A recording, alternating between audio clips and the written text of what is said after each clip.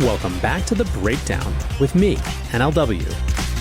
It's a daily podcast on macro, Bitcoin, and the big picture power shifts remaking our world.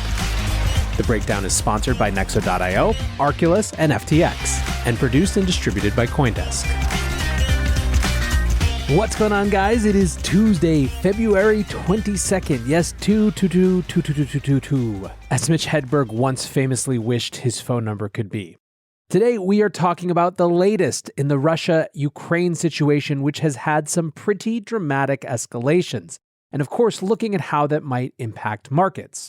First, however, if you are enjoying The Breakdown, please go subscribe to it, give it a rating, give it a review, or if you want to get deeper into the conversation, come join us on the Breakers Discord.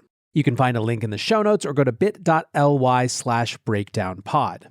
Finally, before we dive in, a disclosure, as always, in addition to them being a sponsor of the show, I also work with FTX. Now let's get this started by talking crypto markets. As you guys know, we've had a number of days of a sort of sideways down chop, and more or less we've been in this sort of $37,000 to $43,000 range for a month now. Markets are thin with little activity, and you're starting to see a lot of those classic thought leadership threads about bear markets start to come to the fore. A lot of them are good reading, right? They have a lot of consideration about what will and won't survive during a crypto bear market.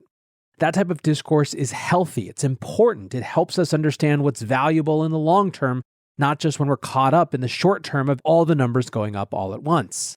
And as you might expect, in that process, there have been some comparisons to previous downturns. However, where I want to start the show today is a tweet from Kyle Davies over at Three Arrows Capital, who points out just how dissimilar things actually are. In 2018, he writes, there was forced selling of ETH as ICOs raised tons and were liquidating. In 2022, the Nasdaq had a 3 sigma correction with the Fed spooking rates plus quantitative tightening and Putin threatening World War III in Ukraine. These are not the same.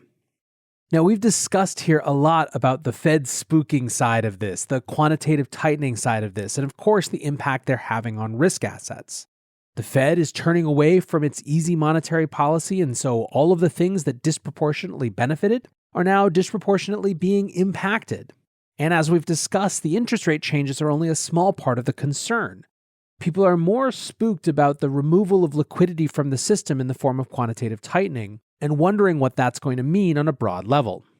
However, what I want to hone in on today is the second part of Kyle's Why 2022 Isn't the Same, which is Ukraine and Russia. I want to give a caveat that I am just trying to put this in the context of global power and how that might fit with markets. This is an incomplete story, not coming from an expert, but from a curator, but hopefully it's still useful as you're trying to figure out just what's going on. Let's start with what has changed. In a long speech yesterday, Putin did, well, a bunch of things, but the biggest is to recognize 2 self-proclaimed separatist republics in eastern Ukraine, Donetsk and Luhansk. This is part of Ukraine's Donbas region, and it's on the eastern border that borders Russia. Now, this recognition is being widely described as a sort of dramatic escalation of the situation on the border that has been escalating for weeks now. Putin followed this recognition up by signing an order to send in peacekeeping forces, whatever that means, to those regions. And the discourse for the last 24 hours has largely been the foreign policy establishment and everyone else, frankly, reacting to Putin's speech. Ann Applebaum at The Atlantic says Putin's speech, to which I am now listening, is so full of historical nonsense that I don't even have the energy to correct it. For example, he skipped completely the Ukrainian bid for independence at the time of the Russian Revolution. He seems to think that the Bolsheviks invented Ukraine, which is bonkers. Even Lenin didn't think that Lenin invented Ukraine. Carl Bildt, the co-chair of the European Council on Foreign Relations, said if I compare with his speech in March 2014, when Russia annexed Crimea, this was far more rambling, all over the place, and unhinged, and also more dangerous. Now he questions the very existence of Ukraine as a nation. It's a man with immense power who's lost contact with reality. Sam Green, who's a professor of politics at the King's College London, said, Putin's Donbas address is unbelievably dark and aggressive. I've watched a lot of Putin's speeches, and I don't think I've ever seen one quite like this. This speech had none of the euphoria, none of the high moral notes of Putin's 2014 Crimea address. It doesn't even have the rallying cries of his February 23, 2012 campaign speech. In other words, this is a speech designed not to make people happy, but to make them angry. This whole speech is, as with his earlier essays, laying the groundwork for the wholesale occupation of Ukraine. That doesn't mean where he's heading, but he's giving people a big wind-up. Ivo Dalder, a former U.S. ambassador to NATO, says listening to Putin's rant makes absolutely plain that his problem was never with NATO or possible membership of Ukraine. It was always about the collapse of the USSR and the independence of Ukraine. Jackson Richman, a writer at Mediaite, says daily reminder that this is about more than Ukraine. This is about Putin trying to essentially recreate the Cold War. That sentiment is one that Peter Zayon, former Breakdown guest and author of Disunited Nations, shares. He wrote a great piece called Ukraine, War After the War, and his tweet teaser said Russian President Vladimir Putin has in essence declared a formal Cold War with the West, while also making clear his belief that an independent Ukraine should not exist. Olga Tokaryuk, an EFE Noticias correspondent in Kiev, tweets, if you want to know how Ukrainians react to Putin's speech, here's a glimpse. Moms on Facebook discuss putting stickers on their children's clothes when they go to school, indicating their blood type. Make no mistake, this speech was perceived as a declaration of war on Ukraine. Now, I will note that I've seen tons of different commentary. Randomly, TikTok's algorithms figured out very quickly this morning that all I wanted to see was people in Ukraine reporting. And I don't know that it's as clear-cut as Olga argues here, but certainly it was a big enough deal that the Ukrainian president tried to reduce tensions in an overnight address, saying, "Dear people, we in our state do not have time for long lectures on history. I will not talk about the past. I will talk about current realities and our future. Ukraine is within its internationally recognized borders and will remain so, despite any statements and actions of the Russian Federation. We remain calm and confident. I want to thank all our citizens for this. You are proving once again that Ukrainians are a smart and wise nation, and in spite of everything, we keep a cool head, react calmly, carefully, like an adult. We are ready for anything, but there is no reason for you to have a sleepless night." Well, after that sleepless night, we woke up today to the response. As you might expect, step one is economic in the form of sanctions.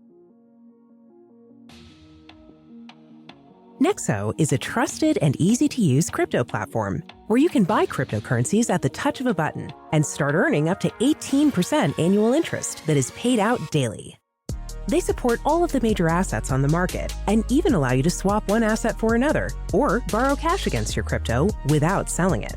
Nearly 3 million people in over 200 countries trust Nexo with their digital assets. So whether you're just getting started or you're a seasoned pro, get the most of your crypto today with Nexo at nexo.io. Meet Arculus, the next generation cold storage wallet. Arculus secures your crypto using 3-factor authentication, providing a simpler, safer, and smarter way to store, buy, swap, send, and receive crypto. Arculus is offline cold storage. Your private keys are encrypted on the Arculus Key Card and are never online. Stay safe from hackers with no cords, no charging, no Bluetooth. Just crypto security made simple. Buy now at getarculus.com. That's getarculus.com.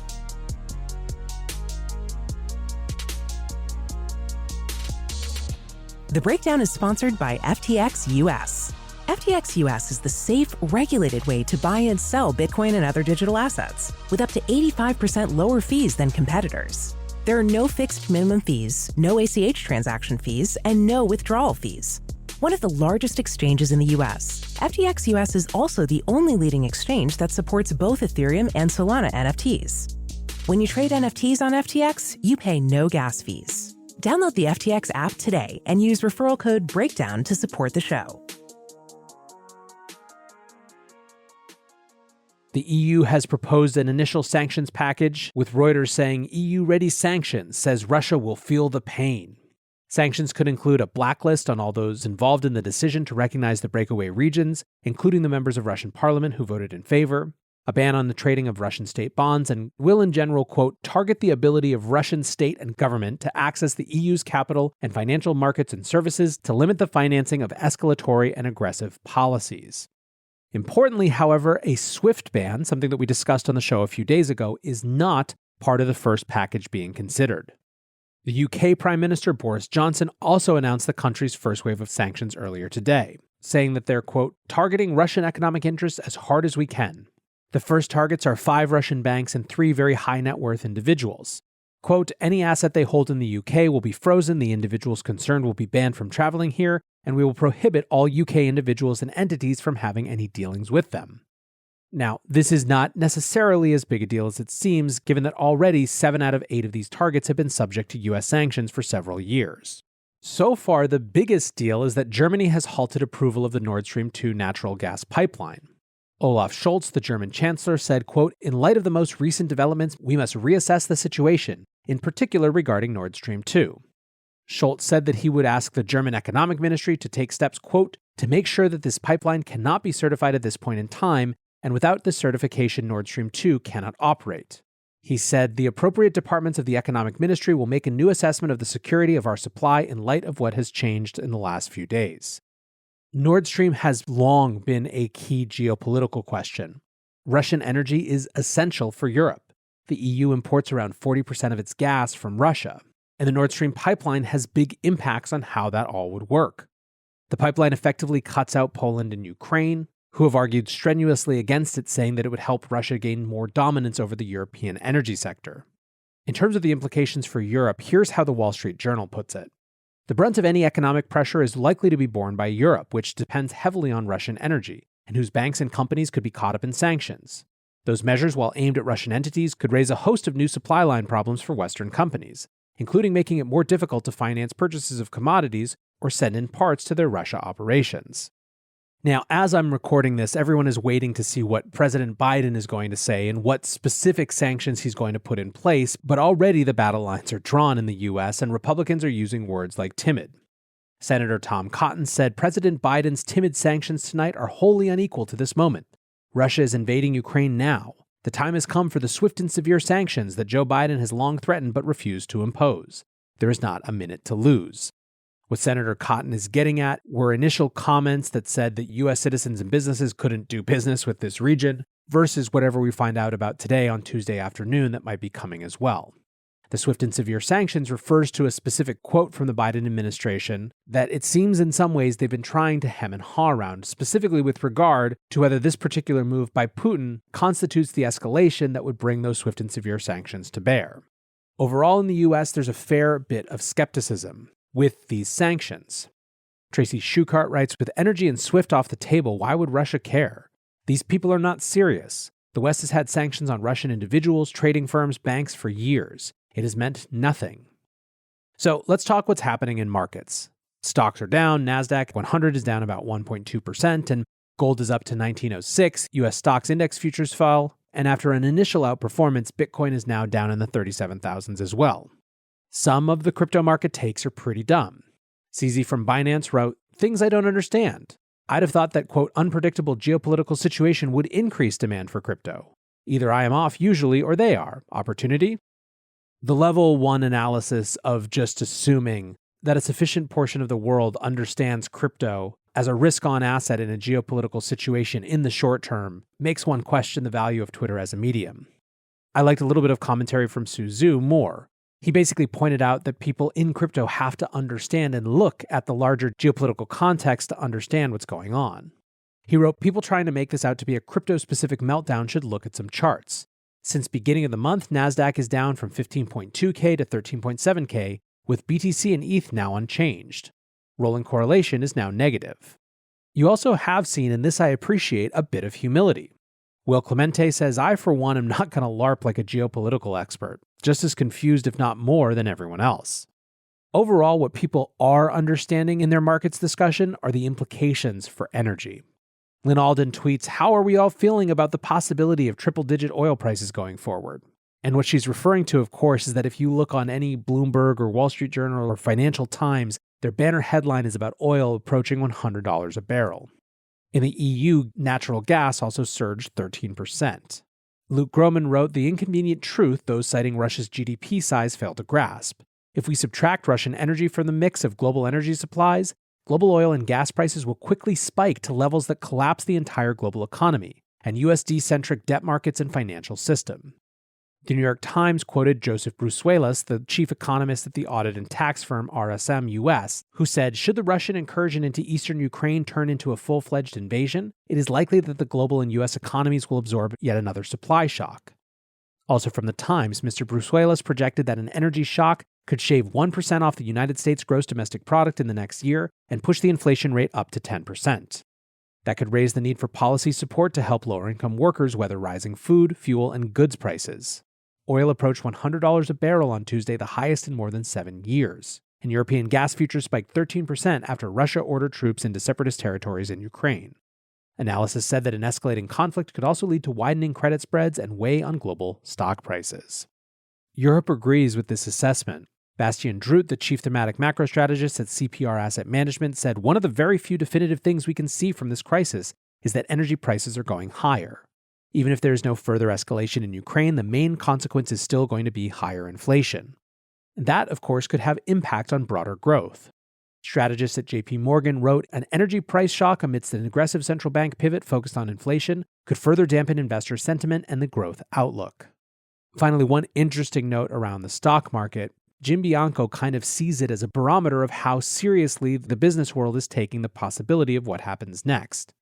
For the moment, he writes, Western stock markets are a measure of how serious we are about stopping Russia. Yes, markets are down a lot the last few days, but nothing compared to the plunge they would take if they thought the West was serious. Still, I want to close with a tweet from Cantor and Clark, who I think really captures the market situation in the moment. Quote, trading for a long time now, and I don't think I have ever had this much near-term uncertainty.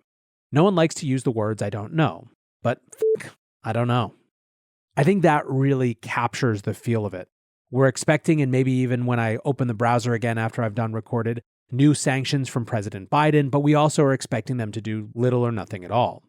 The debates around what Putin does next are coming fast and furious, and ultimately we'll just have to wait and see. What is clear is that what's driving markets right now is not just native to the crypto industry, and that we are part of something larger, even if not fully correlated to the rest of the financial world. I hope that today's show and shows like it help you navigate that, and so thanks for listening. Until tomorrow, be safe and take care of each other. Peace.